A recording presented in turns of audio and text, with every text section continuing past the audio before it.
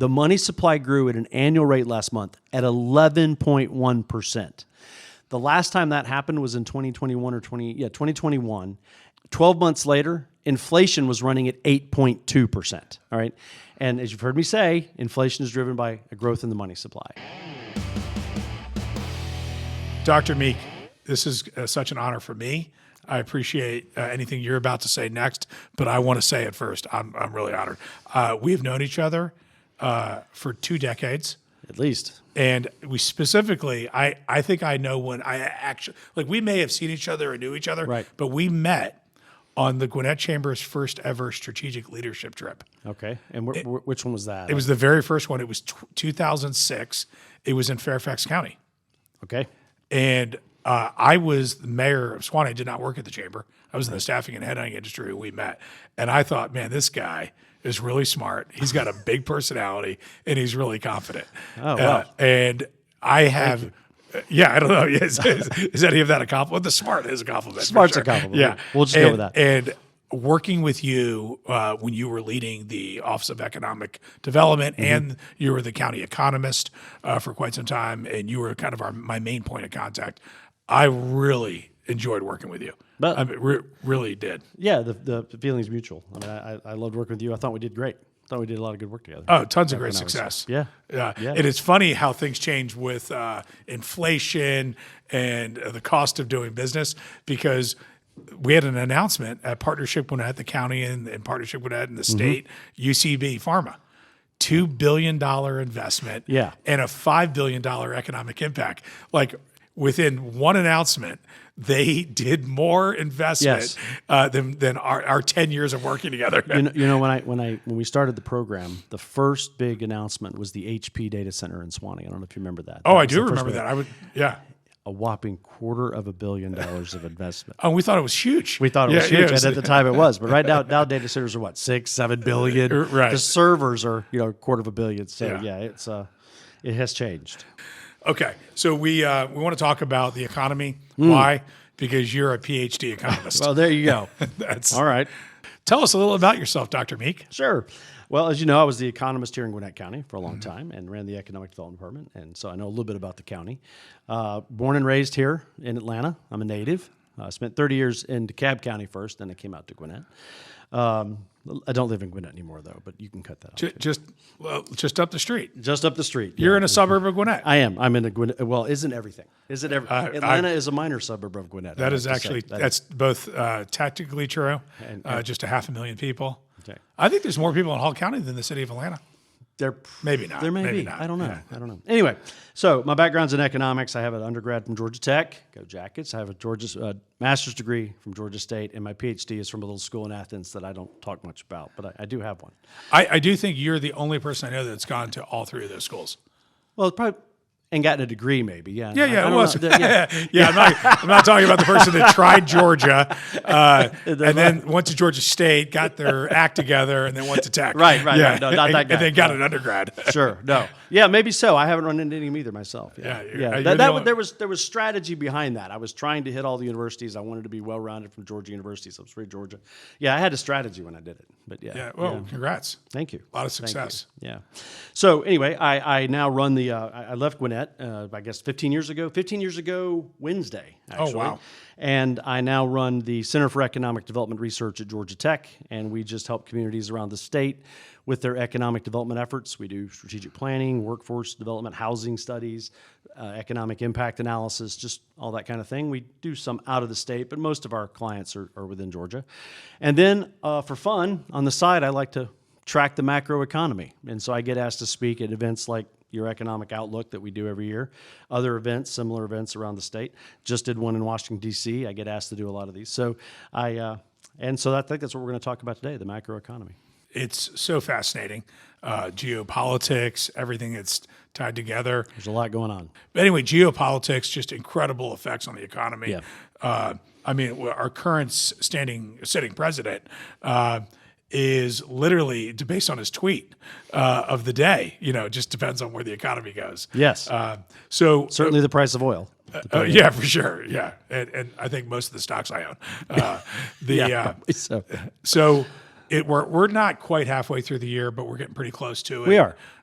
What has, from what you thought was going to happen this year, Right. any surprises? How are things are some things moving exactly the way you expected? And A little bit of both. A Okay. little bit of both. I think back when we spoke in March, I thought inflation was going to go up. Matter of fact, that was one of my top points on the forecast slide, was that inflation would be higher at the end of the year than it was at that time. That's actually gone even faster because I didn't know we were going to have the Iranian situation and oil was going to go crazy. So we're having even more rapid inflation than even I thought. Another thing that surprised me, I expected the first quarter to be really strong, especially with personal consumption because of all the tax rebates people were getting. They were getting more than they expected. They were going to have more money to spend. Turns out that didn't happen. First quarter GDP came in at about 2%, which was really low. I expected it to be much better than that. And so I think I had an annual forecast for the year at 2.25%, and I thought the first quarter would be strong, second quarter would taper off. I was worried about third and fourth. First quarter did not come out strong, which makes me really worried about second, third, and fourth. The Atlanta GDP model right now is saying that the second quarter GDP, they're saying 4%, but the blue chip consensus is less than 2% in the second quarter. So, yeah, I think the economy might not even be as strong as I thought, and I was only forecasting 2.25% for the year. So I think the economy may be a little weaker. Based on our government shutdown in Q4 and coming out of it in Q1, I would have expected even higher there too. so that's Yeah. actually even scarier. Yeah, right, precisely. You look at the first quarter numbers, and they're just low. Now, these are the preliminary numbers. We'll get some adjustments soon. Maybe even by the time this airs, the revisions will come out for the first quarter. I don't know, but still, second quarter 2% first read was weaker than I expected. So that's one. I have a question based on something you just mentioned. The adjustments. Why are the adjustments so dramatically off sometimes? Well, I think, just as a well, very novice. GDP adjustments don't tend to change much. I think you're probably referring to the employment adjustments. Those are crazy month to month. Okay, that's probably and they've been, I think of the last 61 months, they've gone down 59. They've revised them down 59. So that's, having done this for 30 plus years, revisions are part of the process. You expect them to be revised. But specifically, if you look at employment, over most of my career, sometimes they revised up, sometimes they revised down. They're consistently revising down now. So the headline number comes out. If your guy's in office, you love it. If your guy's not in office, you wait till the next month when they get revised down, and then you accuse them of fudging the numbers to look good because no one ever reports the revisions, right? And that happened during the last administration. Well, it's continuing to happen under this administration. It's all the same, which tells me it's less political and more, I think the BLS model is just broken. I think the way they collect the data is just broken, and they need to reevaluate it. I recently said, in writing or one of my talks, I don't remember, that if my forecasts were constantly high, they were always high, and I didn't revise my methodology, I'd be fired. I mean, you have to adjust your models, right? And they're not doing that. So, but I think that's the revision. I think that the way people work now is not measured well by the BLS models, and they need to go back and fix it. Well, speaking of that, you just said something that again, we don't like to get into too much politics, but you said one party loves when the news is good, then the other folks don't like it, and vice versa. Right. And I just, my personal opinion, I don't reflect our sponsors, the chamber. This is Nick Masino's opinion. I am not a Republican, Democrat, or Independent. I'm an American, and I really believe in America first. And when Donald Trump does something that's great for America, or President Biden does something great for America, in the past, President Obama, the Bushes, Clinton, I was happy for America. I really do not like when something very good happens in America, and in the last 20 years, and the other party is against it because it's their guy. Because it's the other person's. Yeah. It's just wrong. I would agree with that. And I've said the same thing, but in a different way. I like the way you said it, that you're for America. Well, the way I look at it is I just want people to be consistent.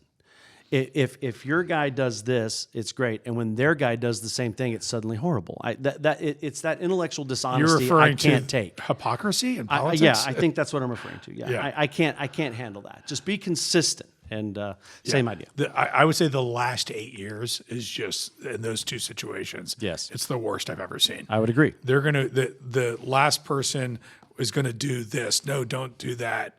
But And I'll give you a great example of this. So it's hard to do it without mentioning someone. I know. Well, I started this blog, 3 years ago almost, I guess 2.5 years ago. And at first it was just something fun I wanted to do because I was tracking this and I just thought I'd write it down.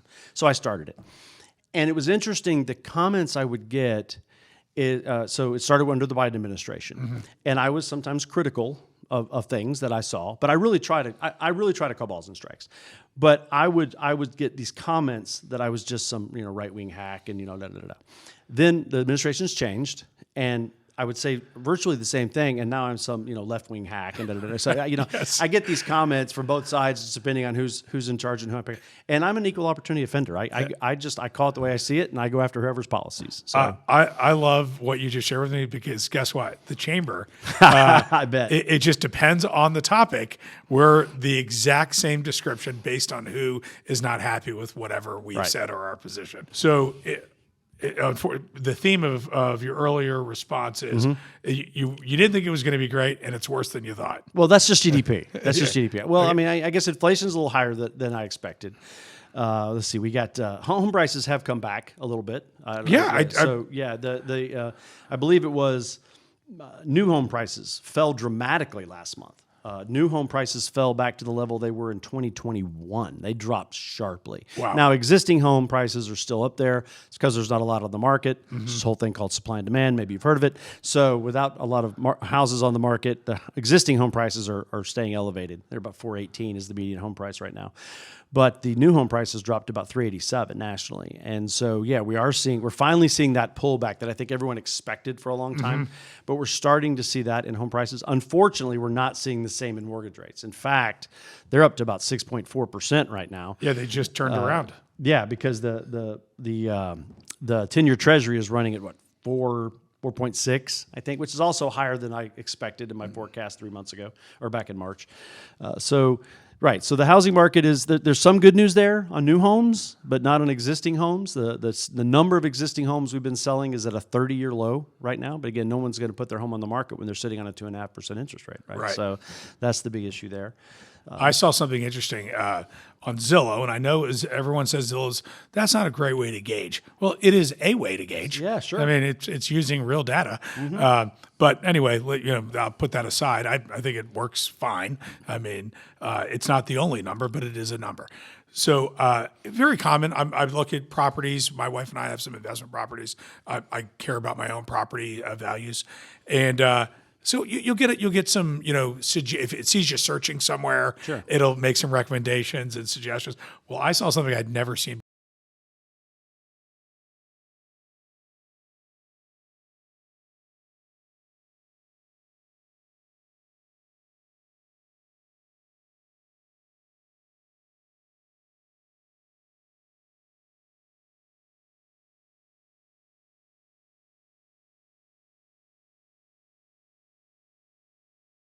$975. Okay, there you go. I hope they didn't put $975 into it. Probably not. No, Probably I don't not. think so. Yeah, well, that's what we're seeing. We're seeing them really pull back, and because of that, we had some home builder confidence numbers this morning, actually, and home builders are kind of depressed. I mean, the confidence numbers have been way below 50 for a long time, and they're just not seeing the traffic. Yeah, and that means that the mortgage industry is not doing well. Sure. People, of course, no one's refining. No. I mean, if you were going to refi, you did it a long time ago. Yeah. There's no reason to do it now. We saw a little bump back when it hit 6. Because people who bought at 7, literally, took that 100 basis point drop. So when it got down to 6, it got a little below 6 not too long ago. We saw a little jump in the refi numbers. But yes, for the most part, unless you're one of those people, there's no one refining. Yeah. Do you think anyone still has their 1980s mortgage? I don't think so. No, I hope 50-year mortgages. 50-year mortgage. We're not in that. Apparently, that's huge in England. And I've heard it floated here. Me too. Yeah. I think that's a really bad idea for a lot of reasons. Unfortunately, though, the people just can't afford a home. They just can't afford a home. Yeah. Why? Why? Is it because of the government? No. Supply and demand. Supply and demand, right? Yeah, Well, no, frankly, and I think I've said this before, incomes are not keeping up with incomes are not growing as fast as prices. Not just home prices, just overall inflation. Incomes are not keeping up. And so because of that, you've got the median home price to average income or median income ratio is almost as high as it's ever been. I don't have it in front of me, but it's pretty high right now. For a long time, it was in the threes, and we're up in the fives now, I think, as I recall. So yeah, it's the median home price to median income is just, it's gotten out of reach for a lot of people. And when you see these new, really nice new apartments coming online, popping up all over Gwinnett, Gainesville is interesting to me because they've had like 3 new apartments in downtown Gainesville probably in the last 5-6 years. Yeah. And they actually have one of the highest average rents because there are not other apartments to pull the numbers down. That's right. So they're like, who would have ever thought Gainesville was leading the state? They're top 5 in regards to rent. But it just interesting because construction costs are so high. But they're getting it. That's the thing that's the surprise, is people thought maybe 1 apartment in Gainesville, but now there's I think there's 3, and they're all maxed out. And they're getting the rent. They're getting the rent. Yeah. Vox Pop Uli is a marketing production company that specializes in print, apparel, and specialty engraving. We help businesses communicate their brand across all of their channels. We provide print, apparel, and specialty engraving, so everything from vehicle wraps, banners, business cards, trade show displays, to your corporate apparel, uniforms, backpacks, anything that you want to put a logo on. You can contact us by phone, email, or visit us on the web at vox-pop-uli.com. Consumer confidence, how's it look? We got to find something a little cheerier to talk about. I don't know. So, because it depends on how you measure it. There's 2 different measures of consumer confidence. The University of Michigan is the big one, and it's at a 20-year low right now. So it is at a 20-year low. Consumer confidence is measured by the University of Michigan. Now, I've dug into some of their numbers, and I think their panel's a little biased. I'm not crazy about their panels. But it's at a 20-year low. So let's look at the Conference Board, which is another measure of consumer sentiment. They call it consumer sentiment, so you don't get confused. And they're running at about, it's about at a 10-year low, ex-COVID. I mean, it got a little lower during COVID. But ex-COVID, it's kind of low too. Consumers are just tapped. I mean, they're not tapped. And I don't know if you saw last couple of weeks when we had the earnings season, you had a lot of CEOs in their reports make a really interesting statement. And that was that they were seeing that at the end of the month, the last week of the month, sales plummeted. People were running out of money before they're running out of month. Oh, and I see. It's really happening. So, I mean, everything from McDonald's. McDonald's says week 4 of the month, sales tank. A lot of restaurants, week 4 of the month, sales are done. Wow. And then you start looking at some consumer goods. They had CEOs came out and reported the same thing. Week 4 of the month, it's a noticeable drop off. Now, I suppose that historically you've always probably seen that kind of a trend, but nothing like they're seeing now. I mean, they're seeing people are just running out of money, and with gas prices being what they are now, and you've got to buy that for the most part. Most people have to. They're just tapped, and we see the revolving credit numbers are up to 1.4 trillion now. I mean, they jumped. I think it was the largest 1-month jump in consumer revolving debt last month that we've had in a couple of years, if not longer. So the consumer's tapped. They're just tapped. And it was only 4 years ago during COVID when people weren't traveling and spending money that we literally had the lowest in 20 years of consumer debt. We were paying it off, right? Yeah. We were paying it off. First of all, we're getting the checks from the government, right? Yeah. We had those checks, so they used those to pay off debt. They weren't traveling, they weren't spending money, so they were able to pay down debt, right? They were buying new patio furniture, though. They were doing that, But that's where you didn't have a lot of choices. Right. I could only fix up my backyard so much. That's all. Yeah. So, but now we're seeing it back. It's back, and they're tapped out. And so, I know I've also talked about this in the economic outlook I do for you guys, but the top 10% of consumers are what's carrying everything right now. The bottom 90% are spending inflation adjusted less than they did pre-COVID. It's that top 10% that are doing really well. And they're doing really well because of the wealth effect, because of, they're feeling it in the stock market. Stock market's still going gangbusters, right? If you're in commodities or bonds, or everything's up if you got the money, right? So when those people start feeling it, and they stop spending, we're in trouble. And that's what I'm worried about right now. You start looking at ratios. There's a ratio I showed in March where you take the Wilshire 5000 index and you take the after-tax corporate earnings, you do a ratio, and once you get past 18, you're into a serious bubble territory, and we're right at 18 right now. How much further can this push? Now, the other side of that, and this might lead into another conversation, is it could be that corporate earnings and therefore the stock values could continue to rise together because of the productivity gains of AI. And I think I talked in March about how that was probably the number one opportunity for the economy in 2026 and beyond. I said that in March, and now I don't think I realized how much that's the case in March, and now I believe that even stronger than I ever did.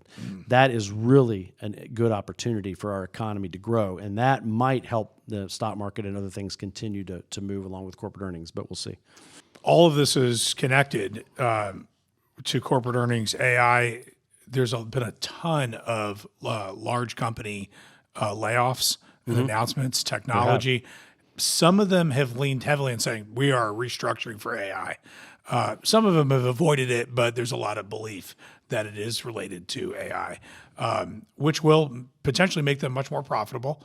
There's been some AI investments that have been great. There's some that they haven't seen the ROI yet. Where do you think things are going in regards to? I think right now, well, it's funny you mentioned those layoff announcements. I think some companies overhired coming out of COVID. People were just trying to grab as many people as they could. Right, because it was hard. It was hard. And I think they realized they may have gotten more than they needed. And so now they're laying some of those people off, and they're using AI as the cover for it. Well, it seemed like 6 to 12 months ago they were using back to the office. They're using all these covers for letting these people off. Now, that said, I do believe that there is partially an AI displacement going on. There's no question about that, but I'm not sure it's all AI. I think they may be using some of that overhire for COVID. But yeah, no, AI, it's going to cause, and it's not just at the lower end. If you start looking at, I think I showed some of the occupations that were at threat and at challenge to AI, but it's not just those. I mean, you've maybe seen last week the article of these hedge funds that are laying off, Stanford PhDs because the AI can do in a few hours what it's taken them months to do. It's not just low-skilled jobs that are going to be displaced. It's a lot of, unfortunately, PhD jobs. So I did see a report last week, and I'm just curious if you saw this or thoughts on it. It was either Deloitte or EY or KPMG moved a bunch of partners back to salaried positions. Really? Yes. No, I did not see that. And it was hundreds. Wow. It is basically, they were trying to spin it that it was something positive for them. It kind of sounds like a demotion to me. Me too. So I'm wondering if if AI, I've got to assume AI I don't know. is completely impacting the big four. I'm sure it is. They're restructuring and changing for it. Yeah. Some of them leaned into, it was actually two of the firms announced this very similar things. So about the partner pullback. But it would just be interesting to see where this ends up in 2 years. If you cut $100 million in payroll and you're getting the same productivity, that's pretty good for earnings. Or better. Yeah, right. Absolutely right. And that's great if you're a stockholder. That's fantastic. And if actually you're still a partner, that's great. Yes, even better. Right. Yes. No, that's exactly what I'm concerned about. I think that we could, on one hand, there's part of me that doesn't think we can continue this meteoric stock market growth. But on the other hand, if we can do that, if we can have corporate earnings growing that fast, of course, at what cost? We're talking about laying off thousands and thousands of people, which is why this week I think the head of Anthropic was talking about the fact that he sees a situation coming up now where we're going to have rapid GDP growth and unemployment standard in excess of 10%. And we've never lived in that kind of a world before. And how does that work? And what does that look like, especially if you're in that 10%? He's asking some really good questions. It is. God, 10%.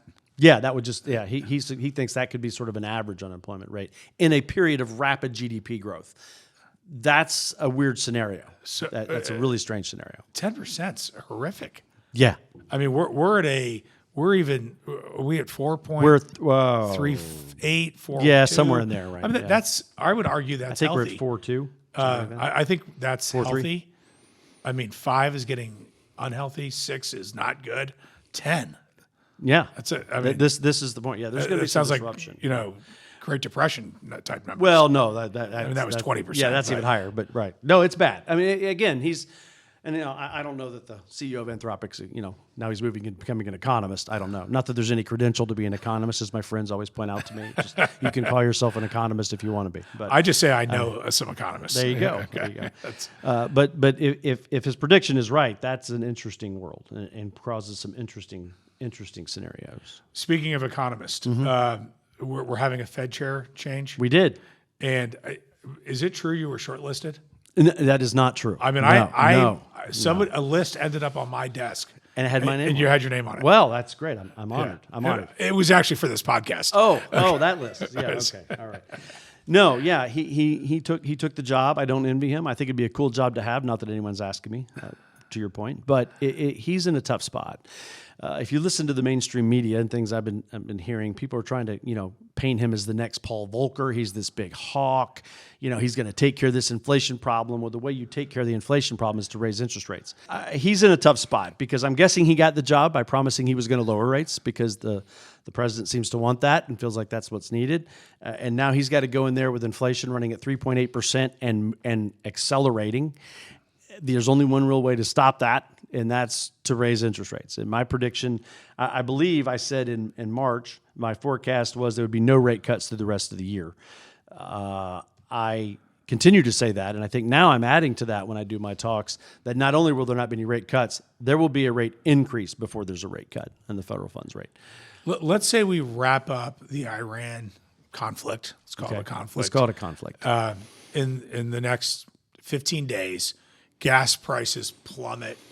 I'm not sure gas prices would plummet. I mean, so much of the infrastructure is there's some issues there. I don't know that the gas prices will plummet. We've used a lot of inventory. The infrastructure would take a while to ramp back up. They're not going to plummet, but they presumably would start to come down. Yes.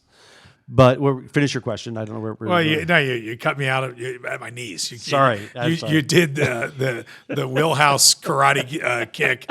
Cut me out. I'm on the ground. Sorry. I'm suffering. Sorry. We're still going to have inflation problem, and I'll tell you one of the reasons. No matter what I concoct. No, well, look. All right. Let's just say that you're right. We stop it in 15 days, and oil prices plummet the next day. We'll go with that. That's a huge part of the economy. Okay, it affects everybody. Let's go with that. Let's go with that assumption. Okay. Yes. Will inflation slow? Absolutely. But remember, I was forecasting a higher inflation before we got into this Iran conflict. Why was that? Because we're printing money. Last month, we printed money at an annual rate of 11.1%. The money supply grew at an annual rate last month at 11.1%. The last time that happened was in 2021. 12 months later, inflation was running at 8.2%. All right. And as you've heard me say, inflation is driven by a growth in the money supply, and we are growing money rapidly. Also, the Fed balance sheet, they've started growing that again. They've stopped taper. Taper's done. We're not tapering anymore. We're growing the balance sheet. So basically, we're doing a lot of inflationary things. So even if we ignore the Iran and the oil situation, we're going to have inflation. Speaking of printing money. Okay. Last month, while they were printing money at 11%, yes, Brandon Beach, our U.S. Treasurer, former state senator, former chamber executive and CID director, was hosting the Gwinnett Chamber of Commerce on our annual D.C. fly-in. Oh, wow. And he literally got us into the Treasury. We went on a tour. Where they print the money? Where they were printing sheets of $100 bills. Did you pick one up? They picked one off. They let us touch it. We didn't get no samples. We weren't allowed to take any samples. Okay, all right. But it was pretty cool. Oh, absolutely. That'd be very cool. It was a great tour. I do want to publicly share my thanks and gratitude for coming and doing the economic outlook. Oh, You're sure. very busy. You've got a lot of responsibilities. And it is, first of all, obviously, I hear economists on a regular basis. Your presentation is both, number one, very informative. And number two, I just think you have a great way of presenting with ease, humor. It's really. I try. I really look forward to it every year, so I want to thank you for it. Well, thank you. I enjoy doing it. I'm glad you invite me back every year. Did you know this year we had a record crowd? I did know that. It's getting so bigger. We didn't. We took the curtains down on the side. No We curtains. used the whole room. Yeah, How many do we have? Hundreds. Hundreds. Yes, that's true. Actually, I do think the number was 300. I think we got close to 3. Yeah, I'm not positive. No, it's good. It's good. Yeah. So Yes. thank you so much. And for it doing has led, and I'm not going to name names because this is your podcast, but it has led to surrounding counties wanting me to do similar events. So. Well, you can name them all because it is very flattering when our brethren in the chamber world and the economic development world copy the great success of the Gwinnett Chamber, Gwinnett County, Partnership Gwinnett, the envy of the economic engines of really America. The universe, I believe. I believe it was the universe. When I was working here, it was the universe. I don't disagree. There you go. But I wanted you to say it. As we start moving in the direction of wrapping up, anything you want to share? Anything that we didn't talk about that you thought the listeners might be interested in? I said that the number one opportunity for the economy this year was AI. Now, that's what I was saying, and I believed that, and I believe it even more now. But when I said that, my personal opinion was this. Yes, it's going to be big. It's going to be huge. But I'm 3 years from retirement. I've had a great career with the tools I have. I'm not going to bother learning it, right? This is going to be for my younger staff. It's not going to be for me. 2 weeks after I gave that talk, my son introduced me to his AI agent. Okay. I sat down with it, interacted with it for about 2 hours, and it changed everything. And now you can't afford not to. I'm running 2 AI agents. It has completely changed my job. And if you remember that talk, you're talking about the humor I put in, I jokingly said, I wonder from the Penn Wharton study where economists fall on the number of tasks that AI can take. And it was 53%. That's about right. About 53% of the tasks I was doing on a daily basis are now handled by my AI agent, which frees me up to do the other things better and That's focus great. on those things. And it is completely changed what I do and how productive I am. And I've seen my own productivity in the last 6 weeks go through the roof. We're seeing that on the macro level too. If you look at manufacturing and non-manufacturing productivity, we've had about a 4 or 5 quarter run of productivity growth that we've never seen before. And I know what it did for me. Mm-hmm. You take that out and multiply that out, and it gets back to what we were saying before. We're about to see some really big jumps in productivity in the United States, which is good for the economy. But where it leaves those people who get left behind is what concerns me. Yes. What's interesting that I want to refocus on what you just said. You said it's I don't want to call them mundane tasks, Right. but it's taken 50% of what you were doing. Yes. It's doing it for you, Right. and it's doing it effectively. Yes. You still have to, check it, massage it, but now you're doing the other things better. Yeah. And I think if everyone went into their job and thought about how can I use AI, because then in that 50% of your freed up time, that's where innovation can happen. Correct. Because anytime you remove the mundane, that's when your juices get going, Yep. and you can really do some solid thinking. The other thing that happens is there used to be a stagecoach industry in America, right? Right. It got replaced by the rail industry, then the auto industry, Right. and here we are today, and no one cares about the stagecoach industry. There will be such innovation that's going to accelerate and advance, and we can't. We've heard these numbers for 10 years. 50% of the jobs in 5 years they don't even exist today, Right. And that's just going to accelerate. Also, for someone who I think we've all been unfortunately lost people to cancer and other diseases, the innovation that's going to happen in healthcare is incredible. Yeah.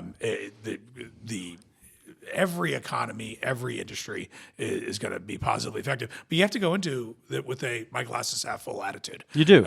And innovation is going to happen. You're absolutely right. And that right there is my hope for those 10%, that 10% unemployment rate, right? Because there may be some jobs that are created, like you said, that we don't even know about. Mm-hmm. And to show you how fast it changed, I heard this morning. I believe it was Andrew Yang, but I'm not sure who said this, but I think it was him. He said, 4 years ago, we were telling everybody learn to code. Right. Well, now, software is a commodity. The AI is just doing all that now, right? So that was bad advice 4 years ago. Well, 4 years ago, we thought it was great advice, right? So that's how fast this innovation is going to happen. And that is the hope I have for those 10%, that we're going to have new jobs that come out that we just don't even know yet. I recently heard someone do an explanation on technology adoption, and it looked at the PC, it looked at the cell phone, it looked at the internet. And did you know that AI is the fastest adoption of a new technology? I did. In fact, that was my graph. That was your That was presentation? my presentation from the Economic Outlook. And if you come to the Economic Outlook next year, who knows what I'll have? Dr. Meek, on March 11th, 2027. I've quoted that so many times. Have you? And so I do agree. By the way, earlier in this discussion, Right. I said, what about the government shutdown in Q4? Right. Wasn't that supposed to accelerate Q1? All I was doing is quoting you from your economic Oh, was I? outlook. Oh, I know. And you didn't pick up on it. I didn't pick up on that. Sorry. Yeah, you're right. And you were like, oh, man, was like, Masino's, this Nick guy's really Masino's smart. more impressive than I thought. Yeah. Oh, no. You can't be more impressed. I think you're very impressed. I'm very impressed. Thanks. All Well, right. sir, thank you so much. Appreciate Hey, it. thank you. Thanks.